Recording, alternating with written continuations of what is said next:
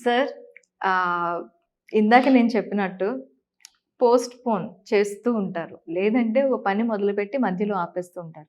అసలు ఇది ఎందుకొస్తుంది? ఇదేమైనా సైకలాజికల్‌గా వాళ్ళకి ఒక ల్యాకా? అసలేంటి? ఎందుకని? మాధురి గారు ప్రోక్రాస్టినేషన్ అంటాం దీన్ని. హ్మ్. పోస్ట్‌పోన్ చేసే నేచర్. చాలా అద్భుతమైన ఐడియాలొస్తాయి.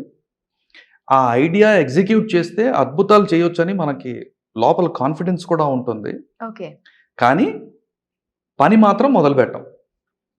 ఒకవేళ మొదలుపెడితే మనకు లోపల కూడా తెలుసు ఈ పని మనం కంటిన్యూ చేయమని. హ్మ్. చాలా సందర్భాల్లో ఇది జరుగుతూ ఉంటుంది. కామన్ అది.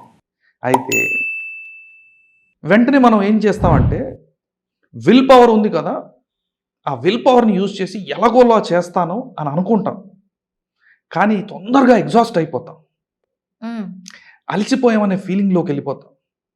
అబ్బా! చాలా చేసాము. గ్యాప్ ఇద్దాం.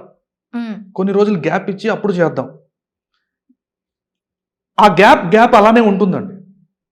అలా అద్భుతాలు సృష్టించే సామాన్య వ్యక్తి కూడా అద్భుతాల్ని వాళ్ళ పెట్టెలో పెట్టి దాచేస్తున్నారు. ఓకే.